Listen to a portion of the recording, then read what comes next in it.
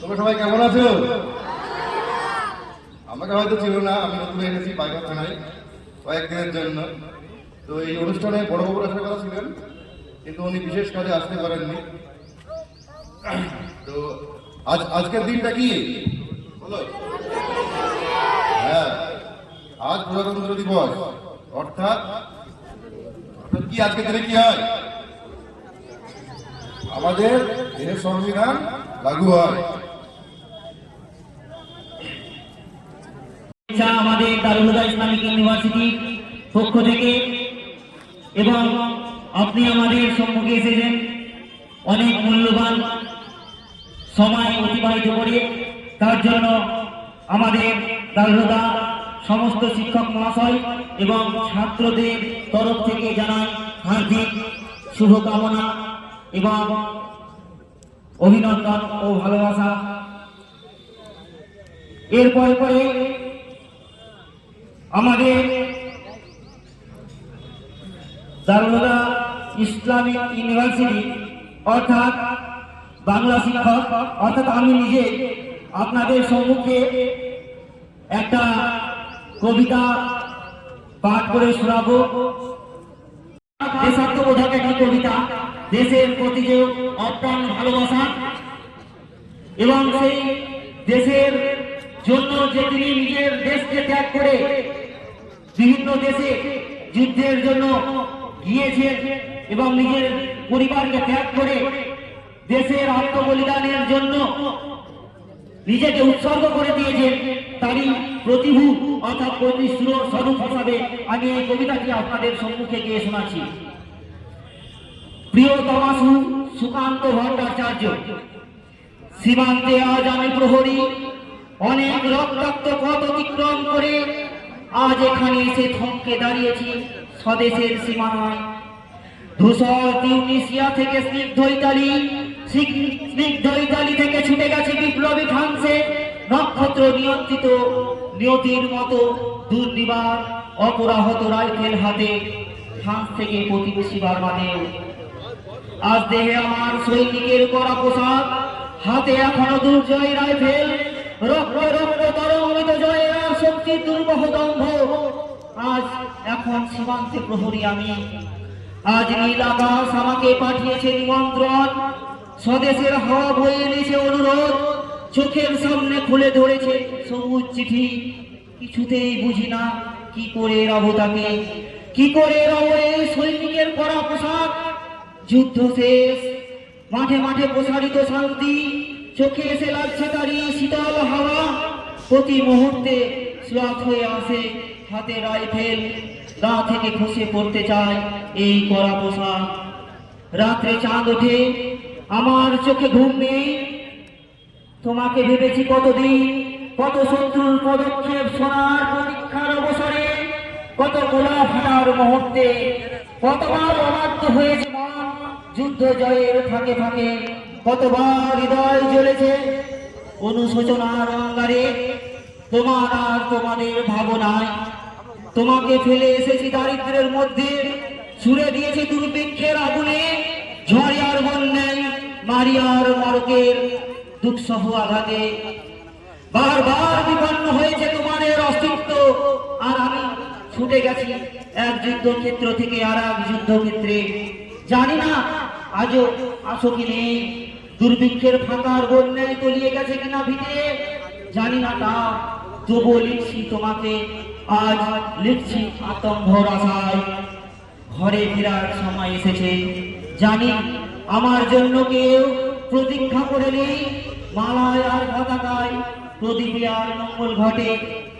জানি সম্বর্ধনা উঠবে না লোকে মুখে, তবু একটি হৃদয় নেচে উঠবে আমার আবির্ভাবে, সে তোমার হৃদয়। যুদ্ধ চাই না আর, যুদ্ধ তো থেমে গেছে, পদার্পণ করতে চাই না মন ইন্দ্রনেশিয়ায়, আর সামনে নয় এবার পেছন ফেরার পালা।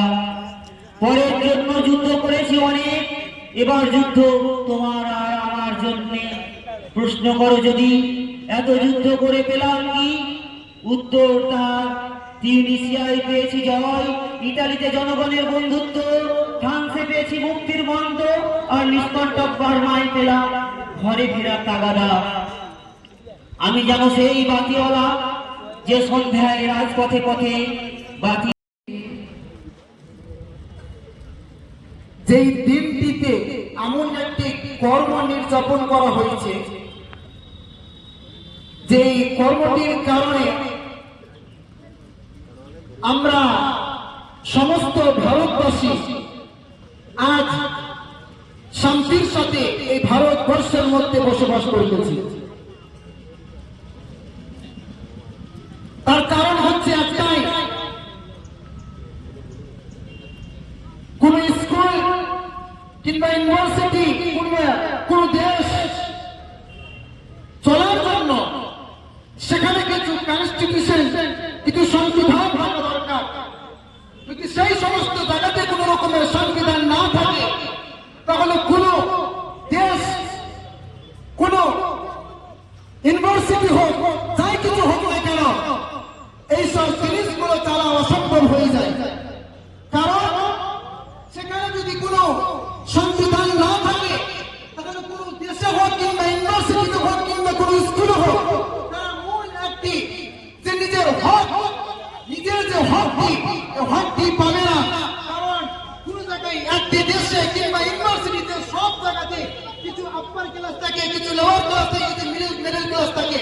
এরকম হিসাবে প্রত্যেকটি দেশের মধ্যে একটি গঠিত আছে, কিন্তু সমস্ত জায়গাতে একটি করে সংবিধান থাকার কারণে প্রত্যেক দেশেই যে কোনো নাগরিকত্ব হতে না কেন, সকলকে একই রূপ ভাবে দেশের সংবিধান সকলকে নিজের নিজের হক আদায় করে।